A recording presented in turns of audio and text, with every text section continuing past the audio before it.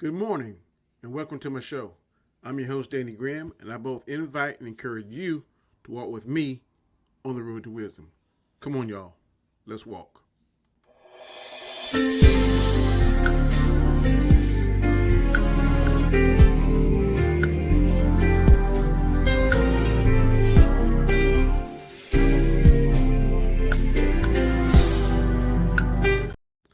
Good morning, good morning, good morning. It is the weekend before Christmas. It is December the 22nd, 2023, and I'm your host, Danny Graham. And again, I welcome you to my show. Thank you all for coming in. Today, as you can see right here, we're going to be talking about obedience, and obedience is the key. Obedience is the key. This show is going to be an idea I had yesterday. My sister sent me a video from a preacher. I can't think his name. Ty Tibbet, I think was his name, and he was talking about obedience. And he made a statement that was very profound to me. And when I instantly heard it, the wheels started turning, and I was in the shower, and I was like, I need to write this down. So as soon as I got the shower, I wrote it down. Then I started to develop what I'm going to talk about today. And he's talking about obedience. And to give you a definition of the word obedience, it is basically the art or practice of obeying dutiful or submissive compliance. Say it one more time. The act or practice of obeying, being dutiful or submissive compliance. The scripture comes from the book of John, the 14th chapter, the 15th verse, and it says, "If you love me, you will obey what I command." Say it one more time. John 14th chapter, the 15th verse, "If you love me, you will obey what I command." That is what God says. Now, today we're going to talk about obedience. We're going to talk about being obedient and what the consequences of obedience can be, and then being disobedient and what the consequences of disobedience can cause. And I'm going to give you examples of each one, 5 examples of each one. As you can tell, the word obedient is all throughout the Bible. There were kings that were obedient. There were people that were obedient. There were people that God picked, unlikely people, and expose himself to them and introduce himself to them. Some people accepted it.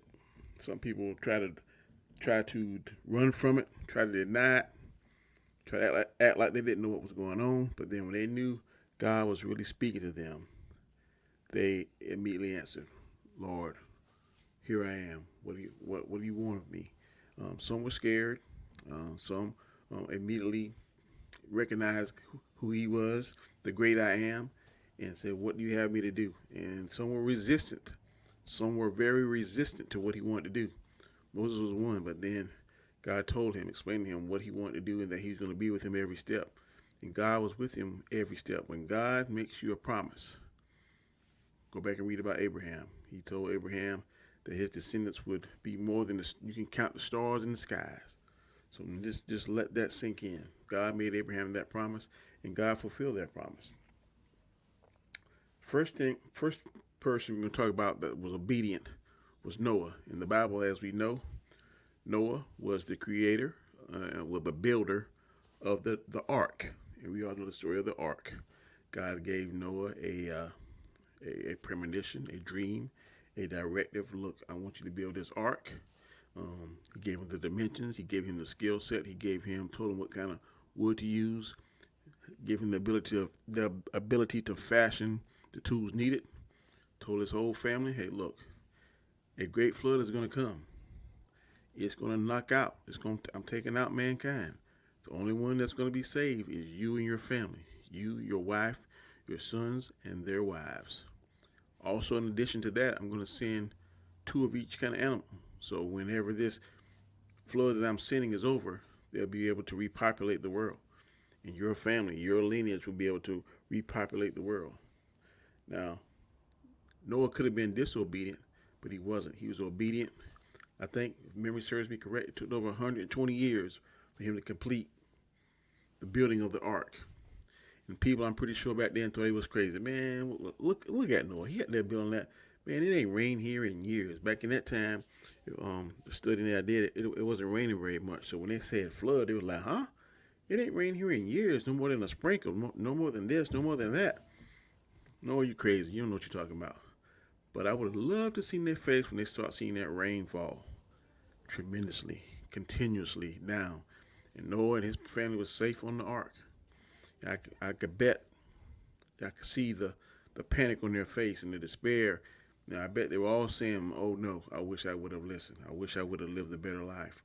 But it didn't. And of course, you know the story. For 40 days, for 40 nights, it rained continuously. It flooded the entire planet.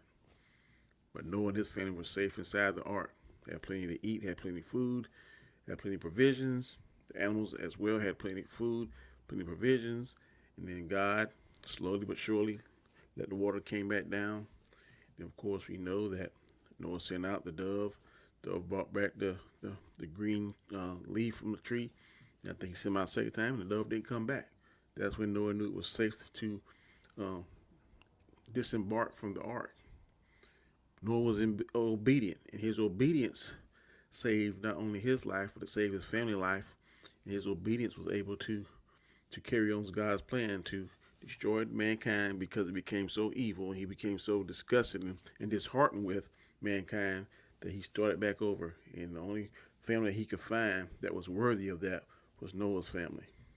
Noah was very obedient. Noah was righteous and obedient. And for his obedience, God granted him safe passage through that terrible flood. Second person that I want to talk about in the Bible that was obedient was Moses. You know the story of Moses. Pharaoh had sent out an order to kill all the Israelite children, firstborn, whatever. And then, of course, you know that Moses' mother sent his sister, put him in the river in the basket. And the sister was able to follow the basket and saw that none other than Pharaoh's sister found Moses, fell in love with him, adopted him, and raised him as her own. Moses had all the fine teachings. He had the life of a prince. He was very victorious in all the wars, all the campaigns for the Pharaoh, and he was favored by the Pharaoh until that day when he killed an Egyptian for whipping a slave and went on the run, and then they found out that he was in fact a Israelite. And instead of killing him, they banished him. He wandered in the wilderness. Eventually saw the burning bush and got directions from God to do his bidding, to do his work, and to go back to Egypt and free his people. Moses didn't want to do it at first, but Moses was obedient. His obedience was what led to God finally cracking Pharaoh's tough exterior and finally breaking his heart somewhat, to some degree, and to allow his people to go. But then God hardened Pharaoh's heart because he knew that Pharaoh was not worthy of forgiveness at that time. And of course, you know the story that Moses led the Israelites to the Red Sea. They thought they were trapped between the Red Sea and the mountain. But of course, God, in his awesome power, gave Moses the command to stretch his staff across the Red Sea. And of course, the Red Sea split. They were safely going through the Red Sea, walked safely on the ground to the other side of the sea. And then Pharaoh and all his bravado followed, and you saw what God did. God closed the Red Sea on all of the Egyptians, killed Pharaoh and his army. But Moses, had he not been obedient, then that may have possibly happened to him. But Moses was obedient. When you're obedient to God, God is going to be with you. It's when you're disobedient, that's when trouble comes. Another person in the Bible that was obedient was Joshua. Joshua was obedient. After Moses died, Joshua took over and he led the army to the city of Jericho. You know the story. God told him to walk around the city, his whole entire army, one time each day for 7 days. Joshua did it. First day, walked around the entire city of Jericho, the entire wall. Second day, did the same thing. Third day, the same thing. Fourth day, the same thing. Fifth day, the same thing. Sixth day, the same thing. The seventh day, God said, I need you and your army to walk around it 7 times. And the 7th time, yell and scream as loud as you can. They did this. The wall of Jericho fell down and they took the city. Had Joshua not been obedient, that probably wouldn't have happened. But Joshua was obedient and God was with him. Next person we're going to talk about is Rahab. This also connects to the city of of Jericho because Rahab was a prostitute. And before they took the city, Joshua sent some spies in there, two of his spies in there, to kind of survey Jericho and see the weaknesses, how they could be taken advantage of, some of their weak spots and stuff. But somehow they found out the spies were in there. But Rahab, who was a prostitute, was obedient. She trusted in God. She knew about God, and she hid them. And in turn for her being obedient and hiding Joshua's spies, God allowed them to give her safe passage, that she was the only person in the city of Jericho to be spared. They told her to put this rag, this colored rag on there so they would recognize her. And she only asked that they spared her family, which they did. And if you follow that lineage, if I'm not mistaken, Rahab, the prostitute, is in the lineage of David. I believe she's his great grandmother or something like one, but she is definitely in David's lineage, and we know who lineage David is in. But a prostitute who was obedient, life was spared. Life of her family was spared for being obedient to God. Last person we're going to talk about that was obedient was King Hezekiah. King Hezekiah was the first king since David that followed and kept God's commandments. He was a great king. He obeyed God. He was very victorious in all his battles, and he died in God's favor. But kings before him, kings after him, often didn't follow God. At first, they start off doing what they're supposed to do, but then they would fall to idolatry. That's the worship of other gods. God is a jealous God. He tells you in the Old Testament, do not put any other gods before me. Some kings were obedient, some were not. The ones that weren't obedient may have had somewhat long reigns of the king, but it always ended bad. Death of their family, dethroned from the king. Israel was always, if one of the kings that didn't follow, was always slaves to other different countries that came and overtook them because God took away his hand of protection from Israel because of the poor leadership of the king, for the disobedience of the kings. But Hezekiah was not one of those kings.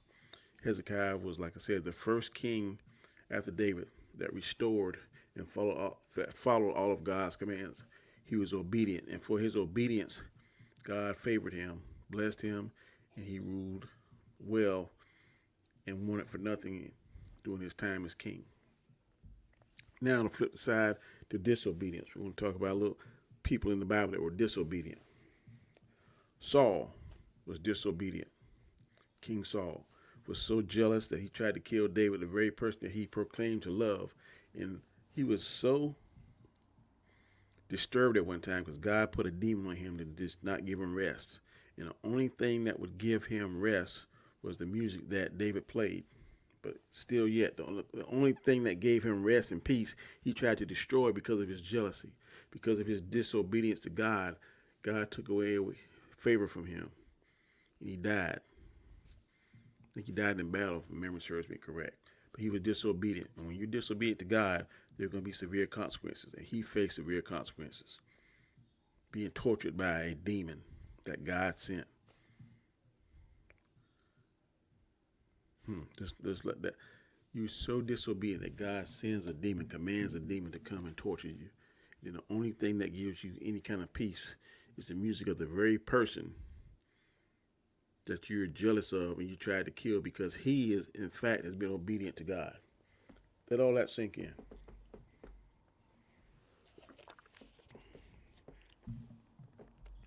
Another person that was disobedient was Lot's wife.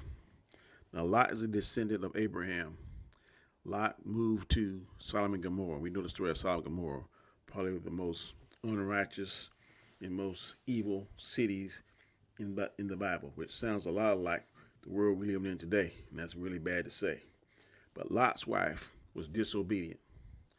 Angels that God sent there to save Lot and his family gave them specific directions. We're going to destroy. God is going to destroy this city with fire and brimstone. We're getting you out of here. When you leave out of here, no matter what you hear, no matter what you think you're hearing, and don't look back.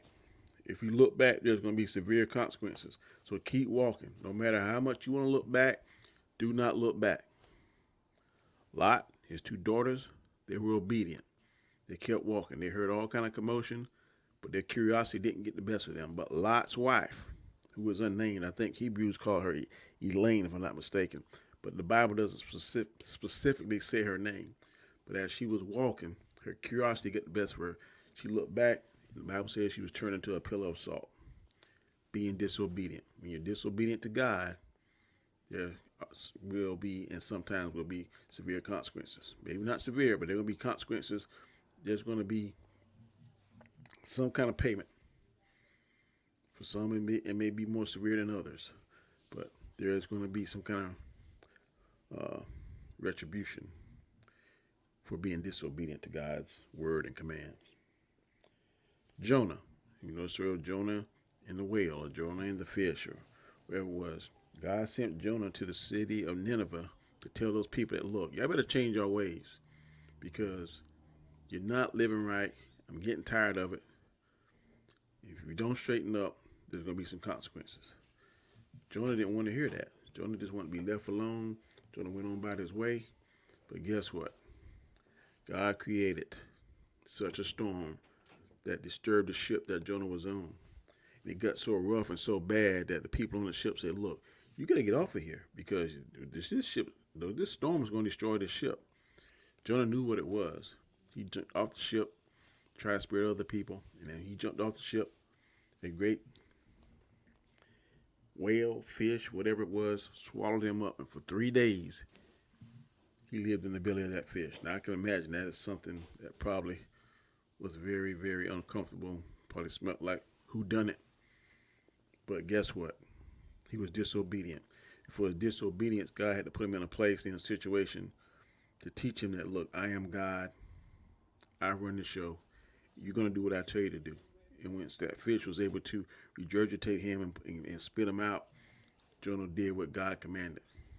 But for his disobedience, he was punished for 3 days in the belly of a whale. And I can't imagine how that would smell or what that experience would be. But try and let that sink in. Samson. Samson had the power of strength. Samson's mother was instructed by God, and she was obedient not to cut his hair. If he cut his hair, that's the source of his strength. Don't cut his hair, and I will be with him. Well, Samson was disobedient because he wanted to be with a woman that God did not want him to be with, nor his parents. They tried to warn him about him. He was told different things he couldn't do, and then I think one of the things was eating something from a dead animal or touching a dead animal. He killed one of the animals, and then honey somehow miraculously grew in the belly of the dead lion, and he ate that honey, and he also took some back to his parents, but he didn't tell them. But he knew he was being disobedient. But he was braggadocious. He was, I'm strong. Nobody can destroy me. I have the strength of 100 men. I can do what I want to do. That was his mentality. So, of course, he met with Delilah, and I can imagine Delilah back then was a hammer, a fox, or whatever you want to call her, a very beautiful woman, enticing, sexy, whatever you want to call her, descriptive. I guess that's what she was. She appealed to Samson, but she was a spy. All she wanted to do was, what is the source of your strength? She just wanted to find that out so she could get her money, get the people off her back that were saying, you will find what Samson's weakness is. We're tired of him always getting the better hand of us. He's always defeating us. No matter what trap we set for him, he always breaks out of it. He always gets away from it. So, of course, she used her feminine wiles and tried to talk to him and say, Samson, if you love me, please tell me what's the source of your strength? Why are you so strong? And he played the game. He said, well, if you tie me up, tie my hands behind my back, whatever, blah, blah, blah, I won't be able to break free. So she runs back to other people. She tie him up when he goes to sleep. They come, try to detain him. He breaks free, kicks her butt. Now, that should have been an indicator that she can't be trusted, that she's trifling. But No, I guess she used her feminine wiles. And again, she asked him, "Well, you not lying. You're not being truthful. You lied to me. Blah blah blah blah blah blah." So he got tired of the nag, and he finally said, "Look, if you cut my hair, that'll take away my strength." He falls asleep again, I guess, like a dummy. I don't understand what he was thinking, but he falls asleep. She takes whatever device back there, a knife, cuts his hair. Sure enough, she called people in, and when they come this time, his strength is gone. For his disobedience, they gouged out his eyes. He lost his eyesight. They made a fool of him. They clowned on him in the middle of town, treat him a little better than an animal, embarrassed him, just made him look foolish, stupid, dumb, took his eyesight. All because he was disobedient to what God told him to do. Finally, he redeemed himself, and these fools, I don't know why, but they allowed his hair to grow back. He regained his strength, asked God to give him strength one more time, and of course, as we know, he used his strength to push the pillars apart and destroy not only himself, but also all the enemies that were torturing him and tried to get the better of him. But he died because of disobedience, not following God's word, not following God's instructions. And the last person we'll talk about is, I guess, the first person that disobeyed God, and that would be Adam. Adam was created by God. God put Adam to sleep because he knew that Adam needed more than animals. He needed a companion, a helper. But he told him, look, once I create this, he put him to sleep, took his rib, fashioned out a woman, named her Eve. They were companions of one another. God said, everything in this garden you can have except one thing. Don't eat from the tree of life and death. Because the day you do that, you will surely die. Well, Satan takes the form of a snake, or he possesses the snake, whatever, and entices and fools Eve into eating the apple. She then takes it back to Adam. And what Adam did, he disobeyed what God told him to do. God said, you can have anything you want to eat in this garden except that apple. Don't eat that apple, because the day you eat the apple, you will surely die. What did he do? Let Eve entice him. Use her feminine wiles, I guess, and like men still do today. Still fall for the same tricks. Still fall for the okie doke. And guess what? Now, you go to work. Sweat off your brow. Once you die, return back to the earth. Women, they have to have painful childbirths. All this because of disobedience. Whenever you're disobedient, God is going to get some type of payment. It may be harsh, it may be severe, it may be light, but it's going to be something. Obedience, and this is the quote I'm going to say, but I'm going to use it right now. Obedience is the prevention of sin. Sacrifice is the atonement for that sin. So if you're obedient to God, that's going to prevent you from sinning in any aspect of your life, believer or non-believer. But if you do sin, you got to sacrifice something. I don't know what it is. Sometimes it can be money, sometimes it can be time, sometimes back in the biblical days in the Old Testament, it was your life a lot of times. There's going to be some kind of sacrifice to atone for being disobedient to God. So let's make sure that you do everything humanly possible not to be disobedient, because God may tell you something to be obedient about that he may not tell someone else. And there is we've heard the saying in the past that the sins of the father can be transferred to the son. That is so true. Your obedience as a father, as a parent, can possibly save your whole entire family's life. Your disobedience as a father, as a parent, can hurt and be passed on to your entire family until that chain is finally broken. So be very careful on the things you do, the things you say, the things you think, your actions, because sometimes those actions are going to come with a cost. And that cost can be passed on from generation to generation to generation. Just my 2 cents on being obedient. I hope that whatever I said resonates with you. I hope that it makes you think and say, I never saw that point of view before, Danny. If it makes you do that, then I've done my job. I hope that each and every one of you have a very Merry Christmas.